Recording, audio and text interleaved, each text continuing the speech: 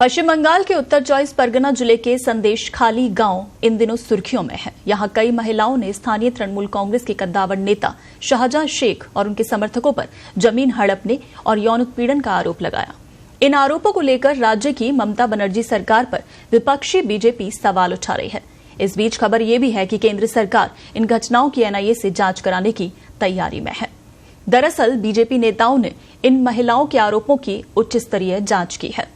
सूत्रों के मुताबिक राष्ट्रीय महिला आयोग, राष्ट्रीय अनुसूचित जाति आयोग व अन्य एजेंसियों द्वारा केंद्र सरकार को मुहैया करवाई गई सूचना के आधार पर इन घटनाओं की एनआईए से जांच करने का फैसला लिया जा सकता है। उधर जांच एजेंसी से जुड़े सूत्रों के मुताबिक इस घटना में राज्य के बाहर के असामाजिक तत्वों की संलिप्तता के सबूत मिले हैं, जिनको सुनियोजित ढंग से माहौल बिगाड़ने के लिए संदेशखाली भेजा गया था।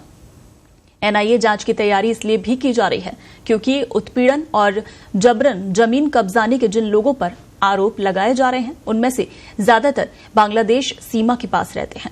इस बाबत पश्चिम बंगाल के राज्यपाल सीवी आनंद बोस भी केंद्र सरकार को अपनी विस्तृत रिपोर्ट दे चुके हैं। इस बीच संदेशखाली के हालात का जायजा लेने पहुंची राष्ट्रीय महिला आयोग एनसीडब्ल्यू की अध्यक्ष रेखा शर्मा ने पश्चिम बंगाल सरकार पर वहां महिलाओं की आवाज को दबाने का आरोप लगाते हुए राज्य में राष्ट्रपति शासन लागू करने की मांग की है।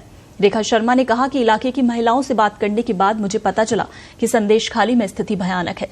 कई महिलाओं ने अपनी आप बीती सुनाई।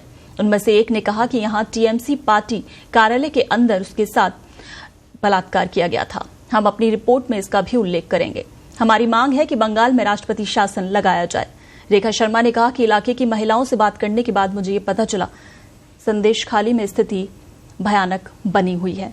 कई महिलाओं ने इसे लेकर अपनी आपबीती सुनाई है।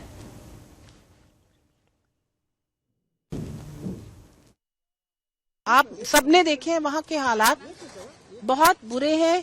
महिलाएं सुरक्षित नहीं है वहां पर, और मैं बार बार कहूंगी तो उससे ज्यादा मुझे भी पेन होती है कि बहुत ज्यादा बुरा हाल है।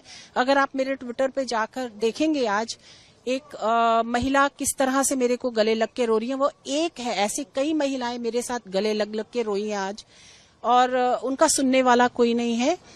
दर्द बहुत ज्यादा है और मैं चाहती हूँ कि उनको हेल्प मिले। पुलिस कुछ नहीं कर रही। एज यूजुअल जब यहाँ पर कोई पॉलिटिकल गुंडागर्दी होती है तो पुलिस कुछ नहीं करती, वही हो रहा है।